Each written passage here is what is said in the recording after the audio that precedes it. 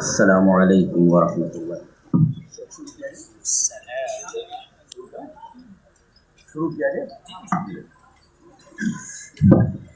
ان الحمد للہ نحمده ونستعینه ونستغفره ونعوذ باللہ من شرور انفسنا ومن سیئات اعمالنا من يهده الله فلا مضل له ومن يضلل فلا هادي له واشهد ان لا اله الا الله وحده لا شريك له واشهد ان محمدا عبده ورسوله. يا ايها الذين امنوا اتقوا الله حق تقاته ولا تموتن الا وانتم مسلمون. يا ايها الناس اتقوا ربكم الذي خلقكم من نفس واحدة وخلق منها زوجها وبث منهما رجالا كثيرا ونساء واتقوا الله الذي تساءلون به والارحام ان الله كان عليكم رقيبا. يا أيها الذين آمنوا اتقوا الله وقولوا قولا سديدا يصلح لكم أعمالكم ويغفر لكم ذنوبكم ومن يطع الله ورسوله فقد فاز فوزا عظيما. أما بعد فإن خير الحديث كتاب الله وخير الهدي هدي محمد صلى الله عليه وسلم وشر الأمور محدثاتها وكل محدثة بدعة وكل بدعة ضلالة الضلالة في النار. أعوذ بالله من الشيطان الرجيم. بسم الله الرحمن الرحيم. يا أيها الذين آمنوا من يرتد منكم عن دينه فسوف يأتي الله بقوم يحبهم ويحبونه أذلة على المؤمنين أعزة على الكافرين يجاهدون في سبيل الله ولا يخافون لومة لائم ذلك فضل الله يؤتيه من يشاء والله واسع عليم. حضرات علماء کرام، محترم بزرگوں، نوجوان بھائیوں، پیارے بچوں، پردہ نشین ماں اور بہنوں، وقت بہت کم ہے، موضوع بہت ہی حساس ہے. دیکھیے تھوڑی بہت گفتگو اس موضوع پر ہو جائے. اسی مناسبت سے میں نے سورہ مائدہ کی ایک آیت کریمہ تلاوت کی ہے.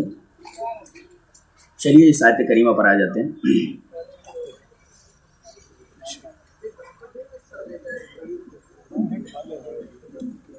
اے ایمان والو،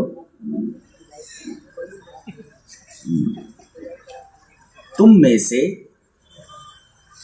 جو اپنے دین سے پھر جائے،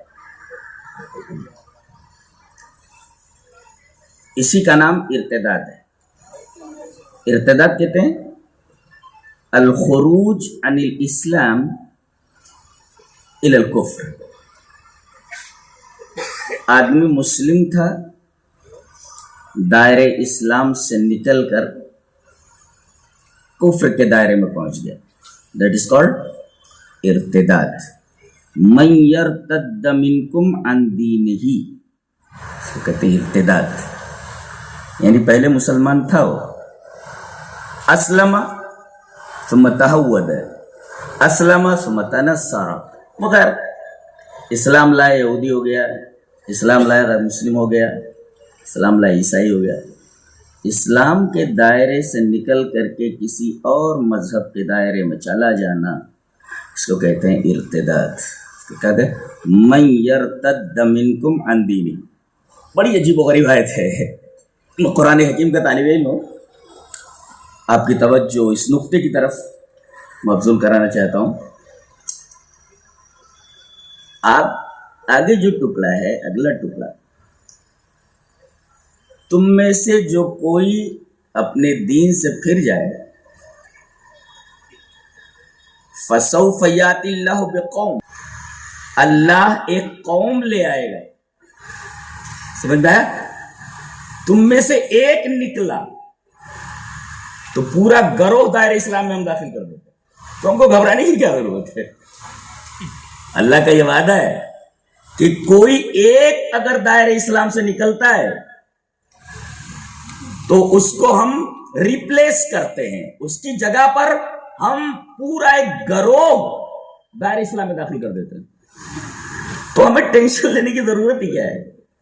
اس میں تسلی دی گئی ہے، دلاسا دیا گیا ہے کہ اگر کوئی مرتد ہو جائے، لڑکی یا لڑکا، ہم کو کنفیوزڈ ہونے کی ضرورت نہیں، ٹینشن لینے کی ضرورت نہیں، پریشان ہونے کی ضرورت نہیں. ارے وہ دائرہ اسلام سے نکل گیا، کافر ہو گیا، اللہ نے فرمایا جو آدمی اپنے دین سے نکل جائے وہ نہ اللہ کا کچھ بگاڑتا ہے، نہ اس کے رسول کا، نہ دین اسلام کا، بگاڑتا ہے تو خود اپنا۔ اور اہل اسلام سے کہا گیا کہ جو لوگ دین کے اوپر جمے ہوئے ہیں ان کو تسلی دی گئی کہ ایسے لوگ جو دائرہ اسلام سے نکل گئے ان کے پیچھے اپنی انرجی ضائع کرنے کا کوئی فائدہ نہیں ہے، بلکہ خوش ہو جاؤ کہ ایک گیا تو 10 آ رہے ہیں۔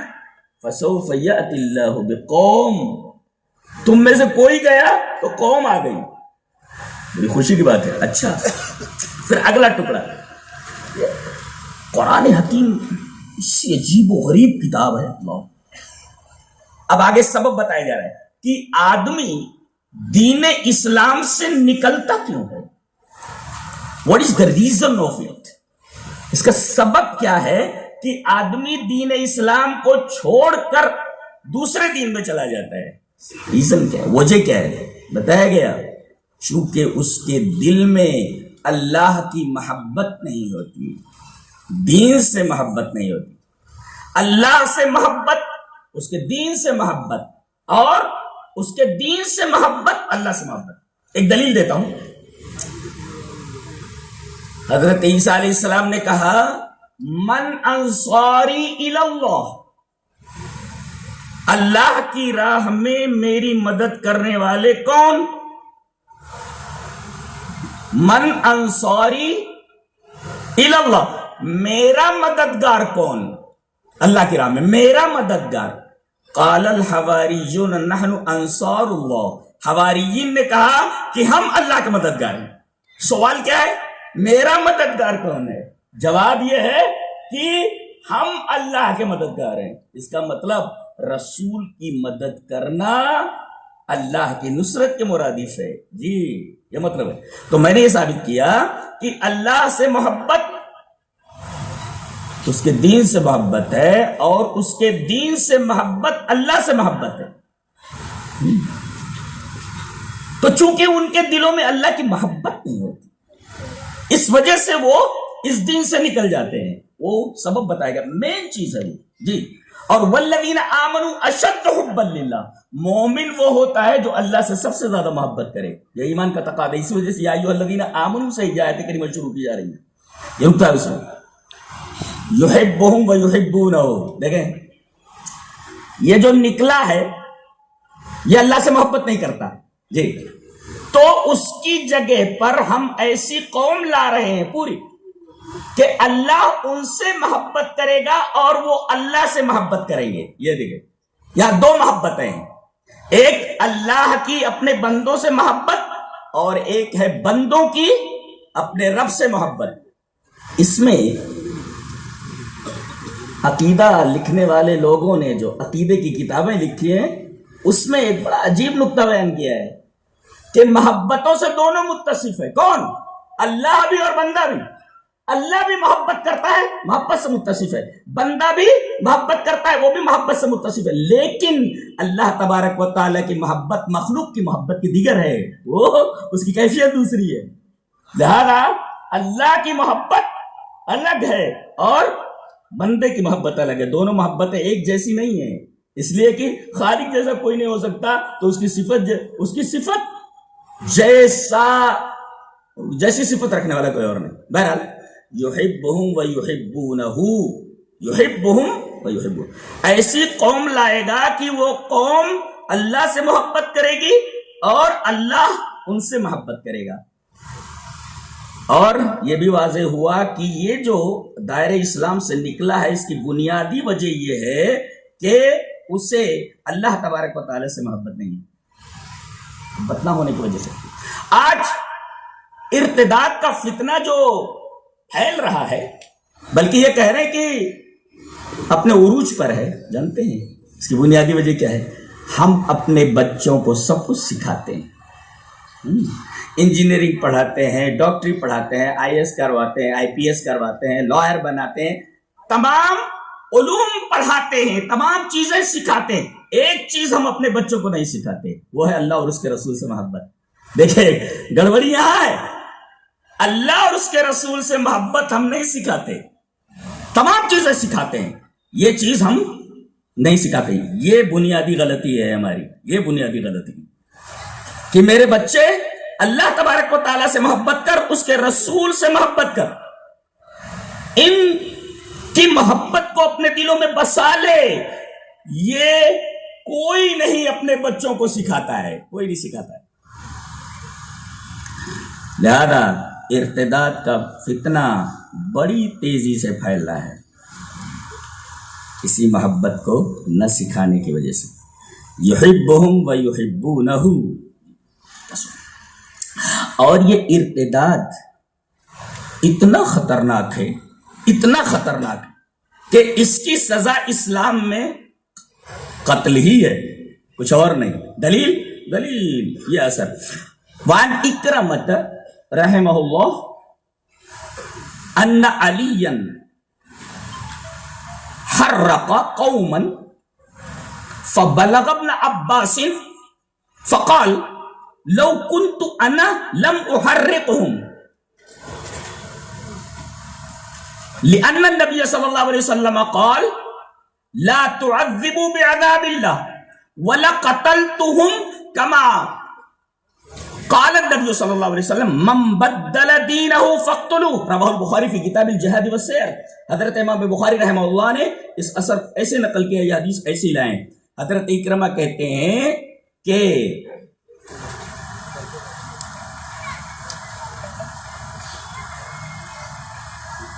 نبی کریم صلی اللہ علیہ وسلم کا ارشاد علی ہے کہ من بدل دینہ فاقتلوہ۔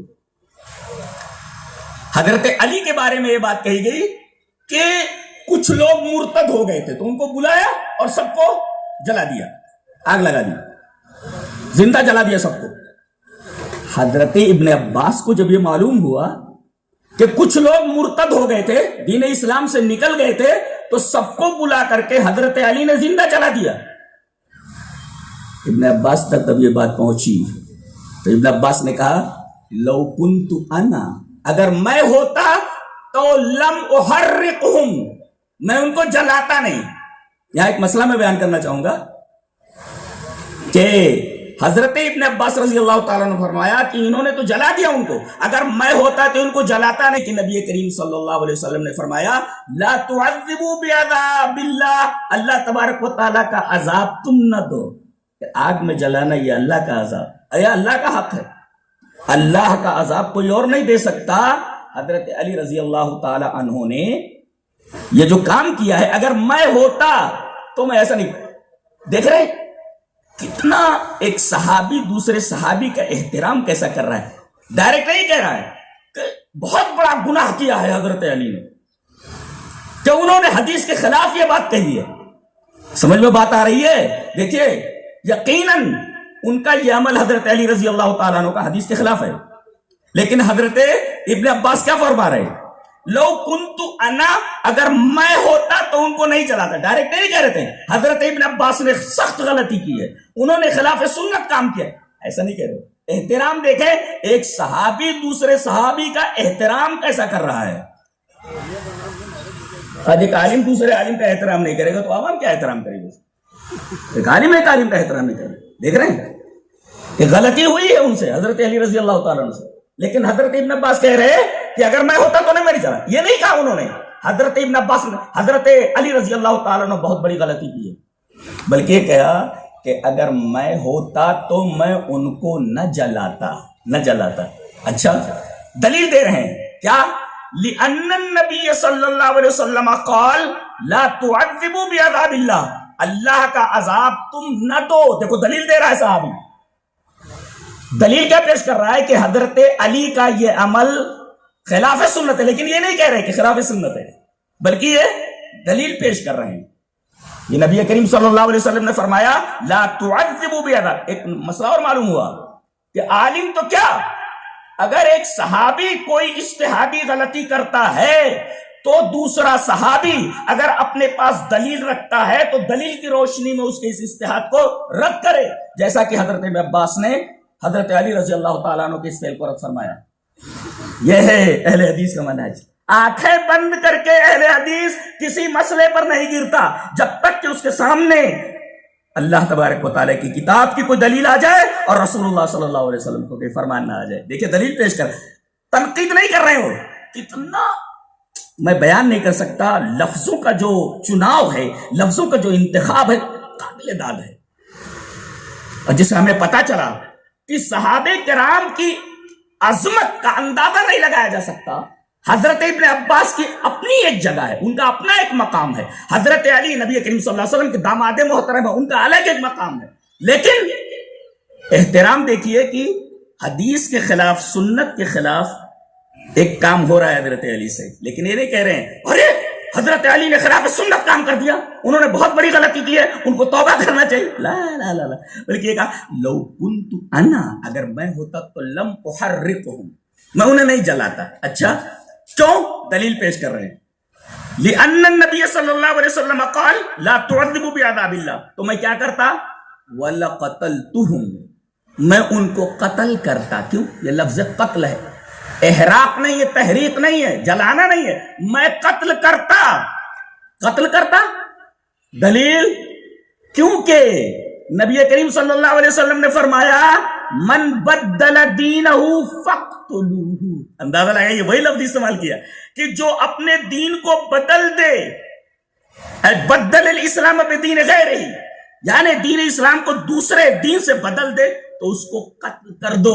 گویا کہ تحریق یعنی جلانا نہیں ہونا چاہیے، قتل ہونا چاہیے تھا. اس لیے کہ نبی کی زبان مبارک سے نکلا تھا من بدل دینہ فقتلوہ. تو اگر میں وہاں ہوتا تو جلاتا نہیں بلکہ لقتلتہم، میں قتل کرتا. اندازہ لگائیے آپ، جو نبی نے جو کیا وہ کرنے کے لیے صحابی بولے. احترام کا احترام ہے، مسئلے کا مسئلہ ہے. اور ایک نقطہ یہ ملا کہ کوئی بڑے سے بڑا آدمی ہو، اگر وہ حدیث کے خلاف کوئی عمل کر رہا ہے، کوئی بات کہہ رہا ہے، تو اسے ٹوک دیا جائے اور حدیث اس کے سامنے پیش کر دی جائے کہ بھئی یہ جو آپ کر رہے ہیں یہ اس حدیث کے خلاف ہے، اور اس میں آپ حکمت کو پیش نظر رکھیں. ڈائریکٹ لٹ نہ مارے اس کے سر کے اوپر، لٹ مارنے کے لیے صرف کہا آپ کو فَقُولَا لَهُ قَوْلًا لَيِّنًا. فرعون کے پاس بھیجا جا رہا ہے، موسیٰ اور ہارون کو کہا جا رہا ہے کہ آپ ذرا اس سے نرم طریقے سے بات کریں.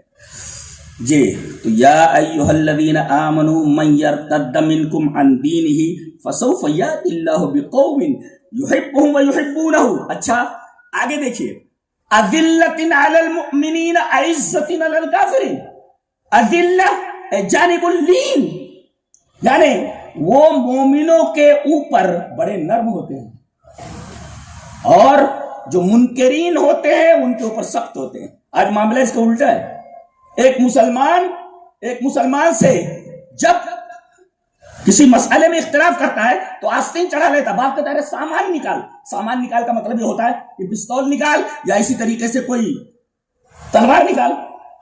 اذلۃ علی المؤمنین، نقطہ یہ ملا یحبونہم سے کہ جو اللہ سے محبت کرتے ہیں وہ مومنین سے محبت کرتے ہیں. جی اذلۃ علی المؤمنین، وہ مومنین سے محبت کرتے ہیں اور ان سے محبت کی دلیل یہ ہے اور علامت یہ ہے کہ ان کے سامنے یعاملون المؤمنین باللین، ان سے نرمی کا برتاؤ کرتے ہیں. یہ اللہ تبارک و تعالیٰ کی محبت کی علامت کا ایک مظہر ہے کہ اگر تم اللہ سے محبت کرتے ہو تو سمجھو کہ تم ایمان لانے والوں کے سامنے وخفض جناحک للمؤمنین، اپنے بازوؤں کو ان کے سامنے بچھا دو.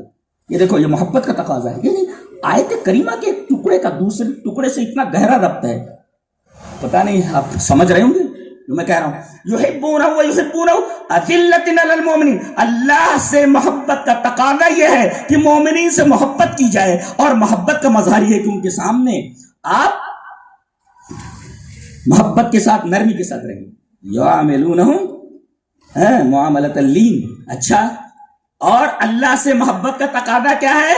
جو مومن نہیں ہے ان کے اوپر سخت رہیے آپ، جی محتاط رہیے ان کے ساتھ. یہ بھی اللہ کی محبت کا تقاضا ہے. عجیب بات ہے، ولا اور برا دونوں کو واضح کرتے ہیں. ولا اور برا، اللہ کے لیے محبت اور اللہ کے لیے نفرت. کیا ثابت نہیں ہوا اس سے؟ اذلۃ علی المؤمنین اعزۃ علی الکافرین سے ولا اور برا ثابت نہیں ہوا؟ ثابت ہوا. تو اذلۃ علی المؤمنین عزۃ علی الکافرین، اور یجاہدون فی سبیل اللہ۔ ما معنی الجہاد؟ جہاد لفظ سن لیے اور جناب ٹینشن ہو گیا لوگوں کو۔ الجہاد احتمال المشقہ، یعنی کسی مشقت کو برداشت کرنا، کسی تکلیف کو برداشت کرنا، ہذا وہ الجہاد، اسے جہاد کہتے ہیں۔ تو یجاہدون، یہ دیکھیں فی سبیل اللہ کا مطلب بتانا چاہتا ہوں، یجاہدون اے یبذلون اموالہم وانفسہم لنصرت دین اللہ۔ یجاہدون کا مطلب کیا ہوا کہ وہ اپنے مالوں کو اور اپنی جانوں کو اللہ کے دین کی مدد میں خرچ کرتے، صرف کرتے ہیں۔ اب عباد الخیر کا اعلان ہوا ابھی، اب آپ دیکھیے خیر لے کر کے پڑھ رہے ہیں، ساتھ دیجیے آپ ان کا، یہ اللہ کی نصرت، اللہ کے دین کی نصرت ہے، نصرت دین اللہ۔ تو یہ یجاہدون کا مطلب ہوا آپ اپنے مالوں اور اپنی جانوں کو لگائیے، خرچ کیجیے، لگائیے۔ اچھا، فی سبیل اللہ کا مطلب کیا ہوا؟ قد یجاہدون، ضعاف الایمان قد یجاہدون ولکن بسبب منفعتہم دون سبیل اللہ۔ بعض لوگ یہ سبیل اللہ کی قید کیوں لگی ہے؟ بعض لوگ کوشش کرتے ہیں، محنت کرتے ہیں اور اپنی جان اور مال کو خرچ کرتے ہیں، کس میں؟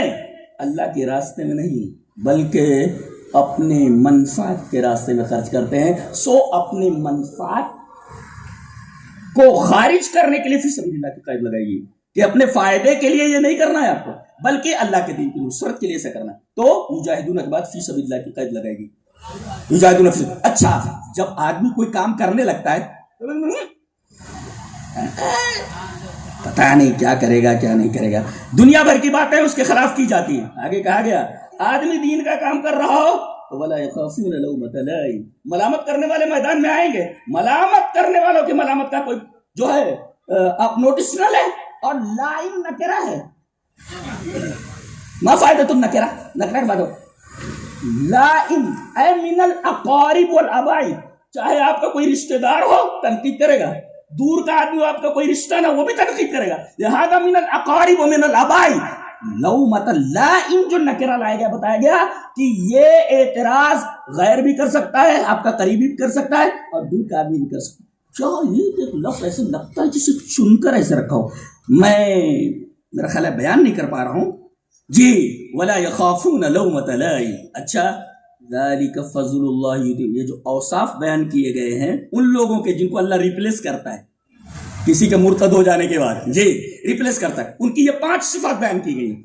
آخری صفت یہی ہے ولا یخافون لومۃ لائم، اور اس کے بعد کہا گیا ذالک فضل اللہ، اللہ، یہ دیکھیے یہ اللہ تبارک و تعالیٰ کا بہت بڑا کرم ہے، بہت بڑا فضل ہے، اور یہ فضل جس کو چاہتا ہے عطا کرتا ہے، یہ بہت بڑا فضل ہے۔ یوتی میں سب کو نہیں ملتا، یہ یوتی ہی من یشاء، جس کو چاہتا دیتا ہے۔ اور اس کے بعد 2 صفتیں ہیں، واللہ واسع علیم، واسع مطلب، واسع کا مطلب اللہ تبارک و تعالیٰ کے خزانے میں کسی چیز کی کمی نہیں ہے، فضل دیتا رہتا ہے، جود کرتا رہتا ہے، سخا کرتا رہتا ہے، لیکن اس کے خزانے میں کسی چیز کی کمی نہیں ہوتی۔ واللہ واسع، اور علیم، جانتا ہے وہ کہ کون اس جود و سخا کا مستحق ہے، علیم لائے گا۔ یہ آیت کریمہ کی ایک ہلکی سی شرح ہے جو پیش کی گئی۔ اب ہم بتائیں گے کہ عام طور پر اس ارتداد کا سبب کیا ہوتا ہے۔ بنیادی سبب تو یہ اللہ سے محبت نہیں ہوتی، تو گویا کہ آدمی دین اسلام سے نکل کر الجہل بدین اللہ، یہ پہلا سبب ہے، الجہل بدین اللہ، اللہ تبارک و تعالیٰ کے دین سے جہالت، معلومات نہیں ہے کہ اللہ تبارک و تعالیٰ سے محبت کا کیا مقام ہے، اللہ تبارک و تعالیٰ سے محبت کی کیا ہے، اور دین کیا ہے۔ اللہ، میں بتاؤں دین کتنا قیمتی ہے، یہ لے کر کے جاؤ، آج یہ لے کر کے آج جاؤ۔ شاید آپ نے سنا ہو کیا کہ یہ جو دین آپ کو فری میں دیا گیا ہے، آپ کو مل گیا ہے، کتنا قیمتی ہے۔ چلیے، ان الذين كفروا وماتوا وهم كفار فلن يقبل من احدهم ملء الارض ذهبا ولو افتدى به اولئك لهم عذاب الیم وما لهم من ناصرین۔ کیا بات ہے کہ وہ لوگ جو کفر کی حالت میں مر گئے، کفر کیا اور زندگی بھر وہ کفر کے اوپر جمے رہے، اسی کے اوپر مر گئے، تو فلن يقبل من احدهم، ابھی اللہ کے سامنے کھڑا ہے، کہا جائے گا کہ تجھے جہنم میں ڈالا جا رہا ہے، فدیے میں کیا دے سکتا ہے؟ فدیے میں کیا دے سکتا ہے کہ تو جہنم سے بچ جائے؟ جواب دے رہا ہے وہ زمین بھر کر سونا میں دینا چاہتا ہوں. الارض ذہبا یعنی معمولی سونے کی کیا قیمت ہوتی ہے جی؟ زمین بھر کر سونا میں دے دوں بچ جاؤں گا. حالانکہ وہ نہیں دے سکتا، فدیہ نہیں دے سکتا. پوری زمین بھر کر سونا میں دے دوں تو بچ جاؤں گا. اس کا مطلب جو یہ اسلام آپ کو دیا گیا ہے، یہ جو دین دیا گیا ہے، اس کی قیمت سمجھتے ہیں آپ؟ 1-2 تولہ نہیں، زمین بھر کر سونے سے بھی زیادہ قیمتی ہے. آپ کو فری میں دے دیا گیا. یہ بچوں کو سمجھائیے دین کی یہ عظمت ہے، دین کی یہ اہمیت ہے. اس کو چھوڑ کر تو کہاں بھاگ رہا ہے بھائی؟ اس کو چھوڑ کر کہاں جا رہا ہے؟ پوری دنیا سونے سے بھر جائے اور پوری دنیا بھر کا سونا دے دیا جائے تو اسلام کے برابر نہیں ہو سکتا جو آپ کے فری میں دے دیا گیا ہے. اللہ تبارک و تعالیٰ نے یہاں اسلام کی عظمت بتائی ہے کہ دین اسلام کی عظمت کیا ہے. سونے سے تولو گے پوری دنیا کے سونے سے، تب بھی اسلام کو موزون نہیں کہہ سکتے، آپ تول نہیں سکتے. اور یہ وجہ ہے کہ اس آیت کریمہ سے پہلے اوپر فرمایا گیا وَمَن يَبْتَغِ غَيْرَ الْإِسْلَامِ دِينًا فَلَن يُقْبَلَ مِنْهُ. یہ بات کہی گئی یہ اسلام کے علاوہ کوئی دین اللہ کے ہاں مقبول. یہ بچوں کو سکھائیے کہ کتنا قیمتی ہے یہ دین، کتنا قیمتی ہے یہ. تو پہلا سبق تو یہ ہے الجہل بدین اللہ. بچے کو معلوم نہیں ہوتا، نوجوان کو معلوم نہیں ہوتا، بچی کو معلوم نہیں ہوتا جی غیر مسلم کے ساتھ بھاگ جا رہی، لڑکا مرتد ہو جا رہا ہے. ارے رسول کیا ہے، آخرت کیا ہے، مرنے کے بعد کیا ہے، سب بکواس ہے. پھر اس لیے کہ اسے دین کی عظمت معلوم نہیں کہ دین کی قیمت کیا ہے. ملء الارض ذهبا ولا يفتدى. اللہ اکبر. ایک وجہ تو یہ ہے. اچھا دوسری وجہ کیا ہے؟ مخلوط تعلیم. لڑکیوں اور لڑکوں کی ایک ساتھ تعلیم، یہ بہت بڑا فتنہ ہے، بہت بڑا فتنہ ہے. نبی کریم صلی اللہ علیہ وسلم نے اختلاط رجال مع النساء کو سختی سے منع فرمایا. دلیل یہ حدیث پاک. وان حمزہ بن ابی اسید الانصاری عن ابیہ انه سمع رسول اللہ صلی اللہ علیہ وسلم یقول وهو خارج من المسجد فاختلط الرجال مع النساء فقال رسول اللہ صلی اللہ علیہ وسلم للنساء استاخرنا فإنه ليس لكن أن تحققن الطريق عليكن بحافات الطريق. فكانت المرأة تلتصق بالجدار حتى إنها لتعلق بالجدار من لصوقها به. رواه أبو داود في كتاب الأدب. ایک دفعہ نبی کریم صلی اللہ علیہ وسلم مسجد سے باہر نکلے، وہ خارج من المسجد، مسجد سے باہر نکلے تو عورتیں بھی نماز کے لیے آئی تھی. نبی کریم صلی اللہ علیہ وسلم کے زمانے میں عورتیں مسجد میں جایا کرتی تھی نماز پڑھنے کے لیے. دیکھیے دین سے ان کا جو ربط تھا. آج تو یہ کہ اگر کوئی کہہ دے کہ بھئی عورتوں کو مسجد میں بھیجو تاکہ وہ نماز سے جڑیں، وہاں علماء دین کی باتیں بتا رہے ہیں تو دین کی باتیں سمجھیں.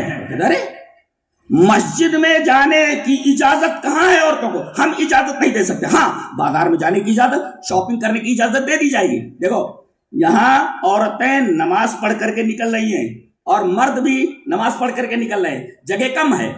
فاختلط الرجال مع النساء. جی اختلاط ہوا، مل گئے مرد اور عورت. نبی کریم صلی اللہ علیہ وسلم نے منظر دیکھا کہ مرد اور عورت، یہ دیکھو شاپنگ مال نہیں ہے جس میں مرد عورت مل گئے، نماز سے باہر نکل رہے ہیں مسجد سے اور اختلاط ہو گیا جگہ کم ہونے کی وجہ سے. نبی کریم صلی اللہ علیہ وسلم نے رک کر کے عورتوں سے کہا استاخرنا، پیچھے ہٹو، پیچھے ہٹو. پتہ یہ چلا کہ اس طریقے کی حرکت اگر ہو، مرد اور عورت مختلط ہو جائیں تو فوراً ڈانٹا جائے عورتوں کو کہ عورتیں ایک طرف ہو جائیں. اور آپ نے فرمایا کہ تم لوگ ہٹو، پیچھے ہٹو، استاخرنا. دیکھو جملہ دیکھو بڑا پیارا، ایک بہت دقیق استدلال کرنے جا رہا ہوں کہ نبی کریم صلی اللہ علیہ وسلم نے فرمایا پیچھے ہٹو. فإن، غور سے دیکھیں علماء کی جناب نے ایک بہت ہی پیارا نقطہ، بہت ہی حسین نقطہ کہ آپ نے فرمایا استاخرنا، اے عورتوں پیچھے ہٹو. فإنه ليس لكن أن تحققن الطريق. تمہارے لیے یہ قطعاً جائز نہیں کہ تم راستے کے بیچ سے چلو. یہاں راستے کے بیچ کے لیے، وسط کے لیے لفظ حق استعمال کیا گیا ہے۔ تو حق کا مطلب یہ ہوتا ہے جو افراط اور تفریط سے پاک ہو، اس کو حق بولتے ہیں۔ ان تحققنا الطریق، نہ ادھر نہ ادھر، بیچ سے نہ چلو، اس کا مطلب حق جو ہوتا ہے وسط ہوتا ہے، اور ہم امت وسط ہیں اور امت حق ہے۔ اور نبی کریم صلی اللہ علیہ وسلم پر جو چیز نازل کی گئی، بما نزل علی محمد وهو الحق، دیکھیے آپ نے فرمایا پیچھے ہٹو، تمہارے لیے یہ جائز نہیں ہے کہ تم راستے کے بیچ میں چلو۔ بیچ کے لیے کون سا لفظ استعمال کیا گیا ہے؟ بہت عجیب و غریب لفظ ہے، فَلَيْسَ لَكُنَّ أَن تَحْقُقْنَ الطَّرِيقَ، یعنی حق جو ہوتا ہے بالکل وسط ہوتا ہے۔ جی سمجھ میں آیا؟ فَلَيْسَ لَكُنَّ أَن تَحْقُقْنَ الطَّرِيقَ، تو کہاں سے چلنا؟ بیچ سے نہیں چلنا، تو عَلَيْكُنَّ بِحَافَّةِ الطَّرِيقِ، وہ کنارے سے چلو۔ اس کا مطلب مرد عورت ندی کے دو پارٹ ہیں، آپس میں کبھی نہیں مل سکتے، اس لیے کہ حافہ کہا گیا۔ حافہ کسے کہتے ہیں؟ تالاب کے کنارے کو۔ تو تمہارا کنارہ دوسرا ہے، ہمارا کنارہ دوسرا ہے۔ مرد عورت ندی کے دو پارٹ ہیں، دو کنارے ہیں، آپس میں کبھی نہیں مل سکتے، یہ کیسے ملے گے؟ فَاخْتَلَطَ الرِّجَالُ مَعَ النِّسَاءِ، عورتیں کیسے ملی؟ نبی کریم صلی اللہ علیہ وسلم نے مسجد سے نکلنے والے مردوں اور عورتوں کو تعلیم فرمائی، نہیں مل سکتے۔ تم مخلوق تعلیم کیسے جائز قرار دے سکتے؟ لہذا ایسے اقدامات بہت ہی مستحسن ہیں کہ ایسا کالج ہو جہاں لڑکیوں کی الگ تعلیم ہوتی ہو پردے کے ساتھ، اور مردوں کی الگ تعلیم ہوتی۔ یہ اختلاط مرد و زن، یہ در حقیقت ارتداد کا بہت بڑا سبب ہے، بہت بڑا سبب ہے یہ۔ جی یہ دوسرا سبب ہوا۔ اور تیسرا سبب بے حیائی کا شیوع، پھیلنا، اس کا بے حیائی کا پھیلنا۔ اللہ تبارک و تعالیٰ نے سورہ نور کے اندر ارشاد فرمایا کہ ان الذین یحبون ان تشیع الفاحشۃ فی الذین آمنوا لہم عذاب علیم فی الدنیا وفی الآخرہ۔ اللہ اکبر۔ جو لوگ مسلم معاشرے میں فاحشہ، بے حیائی کو پسند کرتے ہیں، اچھا سمجھتے ہیں، دیکھو کرنے کی بات نہیں کہیے، پسند کرتے ہیں، کرنا تو دور کی بات ہے، اگر کوئی مسلم معاشرے میں فاحشہ کو، بدکاری کو اور بے حیائی کو پسند کرتا ہے تو اس کے لیے دنیا میں بھی عذاب اور آخرت میں عذاب ہے۔ کتنے لوگ ہیں فلموں میں کام کرنے والے، ڈراموں میں کام کرنے والے، آخر عمر کے اندر ان کی حالتیں دیکھو، نہ ان کے بیٹوں کو پوچھتے ہیں، نہ ان کی بیٹیاں ان سے ملنے کے لیے آتی ہیں، تنہا بیچارہ روتا رہتا ہے اپنی قسمت کو۔ آپ دیکھیں کہ بے حیائی پھیلانے والوں کا انجام دنیا میں کیا ہے؟ اولئک لہم عذاب علیم فی الدنیا، دنیا میں ان کو عذاب دیا جاتا ہے۔ تو بے حیائی کا جو شیوع اس کو روکا جائے، جی بے حیائی نہ پھیلنے دیں۔ جہاں بھی کہیں معاشرے کے اندر بے حیائی پھیلتی نظر آئے قدغن لگائیں اس پر، جی کرنا تو دور کی بات ہے، ہلانا تو دور کی بات، پسند نہیں کر سکتے آپ کہ پھیلے۔ ان الذین یحبون ان تشیع الفاحشۃ فی الذین آمنوا لہم عذاب علیم فی الدنیا۔ تو ایک تو ہے مخلوق تعلیم، اور دوسرے ہے دین سے جہالت، دین سے جہالت، اور تیسرے ہے بے حیائی کا شیوع، بے حیائی کے پھیلنا۔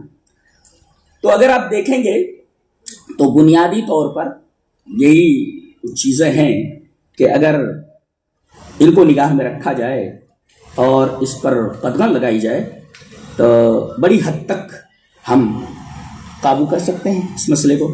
ایک اعتراض ایک صاحب کر رہے تھے، پوچھنے لگے کہ بھائی اسلام تو بہت ہی تنگ نظر ہے۔ میں نے کہا کیا بھائی اسلام بڑا تنگ نظر ہے؟ کہا اسلام کی تنگ نظری دیکھ کر کے میں اسلام سے نکل آیا ہوں۔ ارے بھائی ذرا بتائیے جناب والا کہ اسلام کیا تنگ نظر ہے، اسلام نے کیا تنگ نظری دکھائی ہے؟ کہنے لگے کہ قرآن میں ہے لا اکراہ فی الدین، دین میں کوئی زور زبردستی نہیں ہے، تو اگر کوئی آدمی دین سے نکل جا رہا ہے تو آپ کیوں چلا رہے ہیں بھائی؟ نکلنے دیجئے نا۔ اگر آپ اسے قتل کرنے کی بات کر رہے ہیں جو دین اسلام سے نکل گیا، تو ضمیر کی آزادی اور آزادی رائے کا کیا مقام رہ جاتا اور کیا حیثیت رہ جاتی؟ گویا کہ وہ یہ کہنا چاہ رہا ہے کہ اس میں آزادی ضمیر چھن جاتی ہے، یہ کہنا چاہ رہا ہے وہ۔ جواب اس کا یہ ہے کہ یہاں جو لا اکراہ فی الدین کا مطلب ہے وہ تم نے غلط لیا ہے۔ لا اکراہ فی الدین کا مطلب یہ ہے کہ زبردستی مار کوٹ کر کے کسی کو اسلام میں داخل نہیں کیا جا سکتا، یہ مطلب ہے۔ کہ مار مار کر کے کسی کو زبردستی کچھ کہلوایا جائے یا زبردستی اسلام میں داخل کیا جائے، یہ مطلب ہے اس کا۔ اور ارتداد کا مطلب دوسرا ہے۔ ارتداد کا مطلب یہ کہ یہ آدمی اپنی مرضی سے اسلام لایا ہے اور پھر اس کے بعد یہ اسلام سے نکل رہا ہے۔ تو بھائی ایک دو باتوں کو آپس میں ملا کیوں رہے ہو؟ یہ چکما دیتے ہیں یہ لوگ۔ اسلام پر اعتراض کرنے والوں کے اعتراضات کی حیثیت یہی ہے، چکما دینے والی حیثیت۔ لا اکراہ فی الدین، دین میں کوئی زور زبردستی نہیں، لہذا کوئی آدمی اگر دین اسلام چھوڑ دے رہا ہے، چھوڑ کر چلا جا رہا ہے، تو اس پر آپ کو جسمس ہونے کی کیا ضرورت ہے؟ آزادی رائے کا حق ہر ایک کو ہے۔ آزادی ضمیر کی بنا پر وہ دین اسلام کو چھوڑ کر کے دوسرے مذہب میں چلا جا رہا ہے۔